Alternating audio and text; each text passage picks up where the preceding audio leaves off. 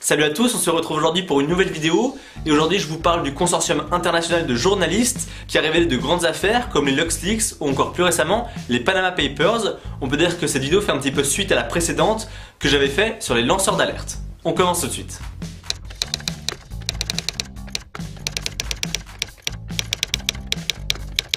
Ce consortium international de journalisme est la plus grande organisation journalistique créée à ce jour. Elle est basée à Washington et regroupe 180 journalistes répartis dans 65 pays.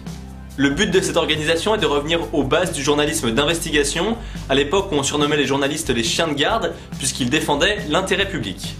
Et c'est bien là le rapprochement qu'on peut faire avec les lanceurs d'alerte, qui œuvrent également pour l'intérêt public. Maintenant, le consortium international s'axe surtout sur la corruption et l'évasion fiscale et a révélé les plus gros scandales à ce sujet. Bien entendu, de grands journaux collaborent avec le consortium, on peut notamment évoquer la BBC ou le Guardian à l'étranger, et en France, c'est surtout le journal Le Monde qui prend le relais.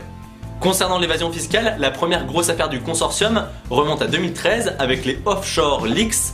Les journalistes ont épluché ainsi 2,5 millions de documents pour épingler plusieurs personnalités à travers le monde.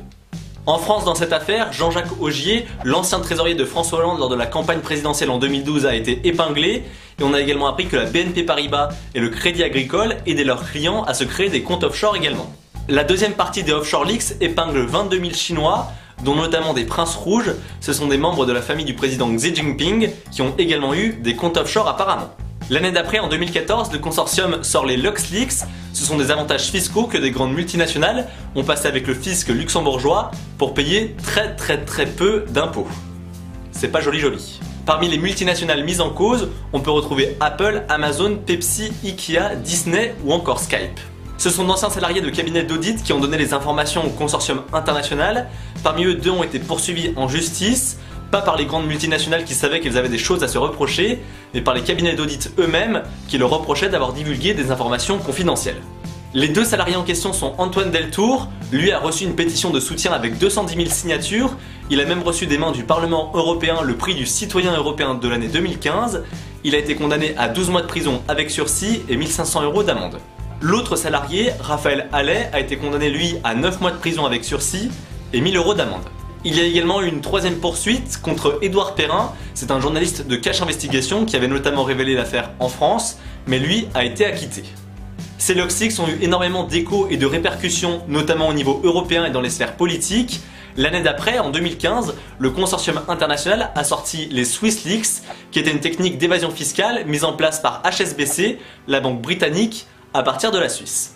Cette année, le consortium international a sûrement connu sa plus grosse affaire, les Panama Papers, puisque les journalistes du consortium ont dû éplucher 11 millions de documents. Je ne vais pas reparler en détail des Panama Papers, j'avais déjà fait une vidéo par le passé que vous pouvez toujours retrouver en cliquant par ici. Il faut juste savoir que le cabinet d'avocats panaméen Mossack Fonseca a créé pas mal de sociétés offshore pour des grandes personnalités de ce monde, présidents, ministres ou encore rois. Pas mal de personnes ont été épinglées par ce scandale. Dans ce scandale, en Chine, on retrouve une nouvelle fois la famille du président Xi Jinping, qui a apparemment une carte de fidélité avec le consortium international. Et en France, on peut notamment retrouver Jérôme Cahuzac ou encore Patrick Balkany, qui aiment bien peaufiner leur collection d'accusations d'évasion fiscale. Néanmoins, il ne faut pas juger trop vite certains noms qui ont trempé dans les Panama Papers. Par exemple, celui d'Emma Watson a été cité dans le scandale, mais selon elle, sa société offshore garantit uniquement sa sécurité et protège sa vie privée et n'a rien à voir avec de l'évasion fiscale. On la croit bien volontiers. Donc je vous le dis en toute objectivité, je pense qu'elle est innocente. Le consortium international ne s'arrête pas en si bon chemin, puisque 6 mois après les Panama Papers, on a le droit aux Bahamas Leaks. Ce scandale d'évasion fiscale révèle 170 000 sociétés offshore, grâce à 1,3 million de dossiers épluchés par les journalistes du consortium. On est loin des 11 millions de dossiers décryptés pour les Panama Papers, mais quand même.